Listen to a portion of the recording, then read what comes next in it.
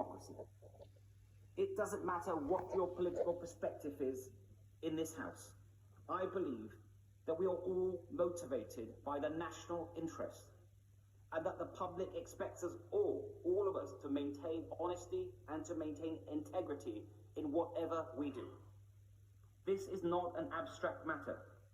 We've seen in great democracies what happens when divisions are entrenched and not bridged.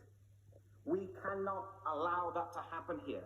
We must bring the country together as one nation. Effective governance inevitably requires loyalty and collective responsibility. Of course it does. And I'm instinctively a team player. And I have completely focused on governing effectively over the last year. But treading the tightrope between loyalty and integrity has become impossible in recent months. And Mr. Speaker, I will never risk losing my integrity. I also believe a team is as good as its team captain, and that a captain is as good as his or her team. So loyalty must go both ways. The events of recent months have made it increasingly difficult to be in that team. It's not fair on ministerial colleagues to go out every morning defending lines that don't stand up and don't hold up. It's not fair on my parliamentary colleagues who bear the brunt of constituents' dismay in their inboxes and on their doorsteps in recent elections. And it's not fair on Conservative members and voters who rightly expect better standards from the party they supported. When the first stories of parties in Downing Street emerged late last year, I was personally assured at the most senior level by my right honourable friend's then team that, and I quote, there had been no parties in Downing Street and no rules were broken. So I gave the benefit of doubt. And I went on those media rounds to say that I'd had those assurances from the most senior level of the Prime Minister's team. Then we had more stories. We had the Sue Gray report, a new Downing Street team. I continued to give the benefit of the doubt. And now this week again, we have reason to question the truth and integrity of what we've all been told. And at some point, we have to conclude that enough is enough. I believe that point is now. I welcome the Prime Minister's public acknowledgement last night that matters could have been handled better in who he appointed and what was said about what he knew when. And I appreciated his kind and humble words and his humble spirit when I went to see him yesterday, and also the kind letter that he has sent to me.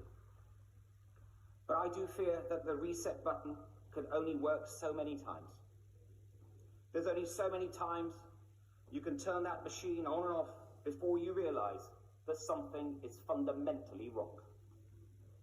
Last month, I gave the benefit of doubt one last time.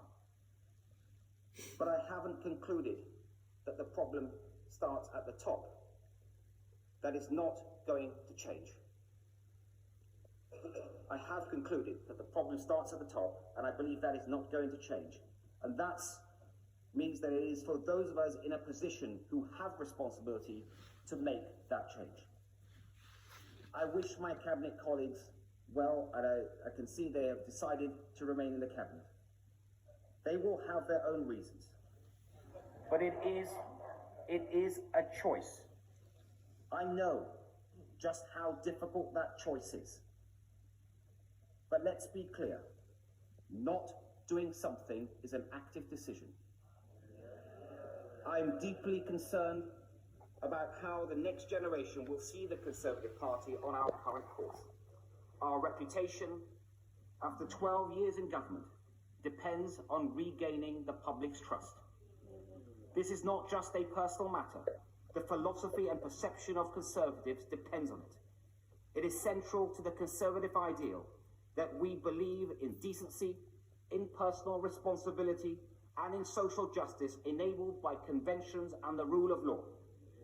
The Conservative mission to extend freedom and prosperity and opportunity is all at risk if we cannot uphold that ideal.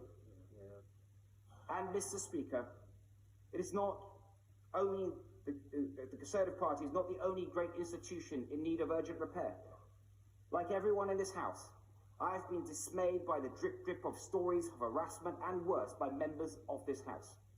So I'm also concerned about how the next generation will see this House and the health of our democracy. In recent years, trust in our roles has been undermined through a series of scandals. But the one thing we can control is our own values and behaviours.